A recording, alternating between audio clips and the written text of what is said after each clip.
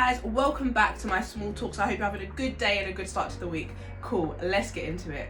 So this small talks is called Self Sabotage, and that is what we are going to be talking about today. I saw a tweet that kind of prompted me to want to do a bit more research on self sabotage, just because I saw it and I was like, oh, this is interesting, which led me to an article on self sabotage, which is why I'm doing this small talks today. So a lot of us sometimes experience and indulge in self-sabotaging behaviours, and it robs us from experiencing amazing life experiences. So I wanted to be able to bring you this small talks to just be able to give you some tips and kind of highlight some things, the toxic behaviours that happen when you are in a self-sabotaging mindset.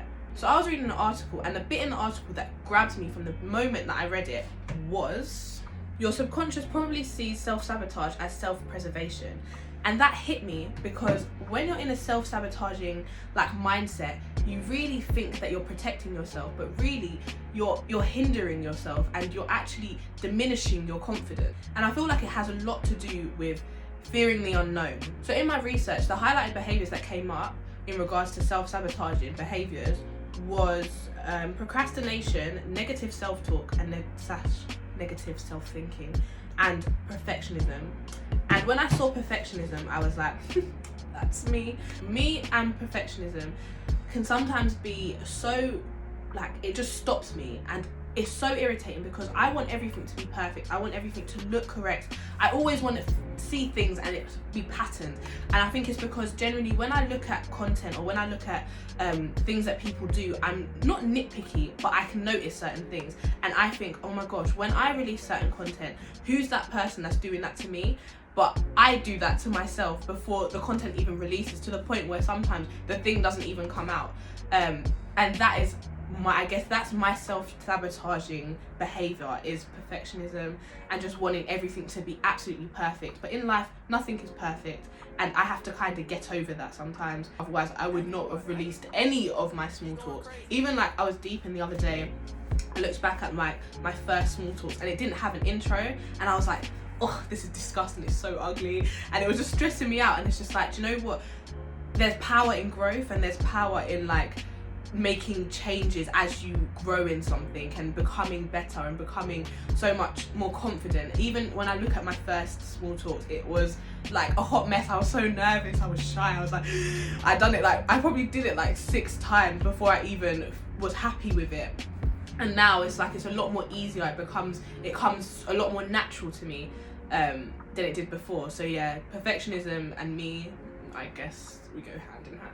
One of the next steps in trying to get rid of self-sabotaging behaviours was trying to find the root cause of it. I think with me and perfectionism, the root cause is, I think, almost a fear of judgment as well, and the fact that I don't want people to perceive me as being sloppy or not to be patterned. Do you know what I mean?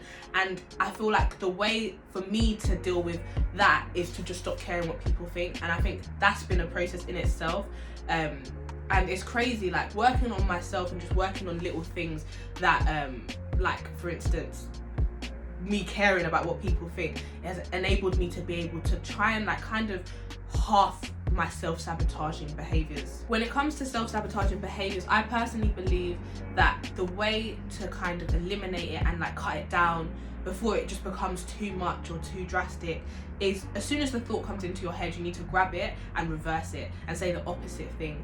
The bad thinking would be, this isn't good enough, no one's gonna like it. And once I've said that to myself and I've noticed, no, that's a self-sabotaging mindset and behaviour, I have to reverse it and actively tell myself, no, you've worked hard on this is good enough. As long as one person likes it, that's all that matters. Even if you're that one person, in order for you to get out of this toxic cycle, you need to just force yourself to be able to release things or to do things, especially if it's negative thinking and things like that. You really need to be able to talk to yourself and really be no, this is good. Do you know what I mean? So with this small talks, I really hope that this highlighted self-sabotaging behaviours that might be present in your life, and you're able to see it now and be able to make those changes. Or I just hope that this just gave you some information on self-sabotaging behaviours and the fact that it really can stop you from doing a lot. But yeah, if you did want to read the article that I read, it's actually so good. I've basically not even elaborated on what the whole context of what it was saying, but it was really, really good. Good enough for me to want to do a small talks. So yeah, I really hope that you enjoyed it. Feedback is always welcome, so let me know what you're thinking. See you later.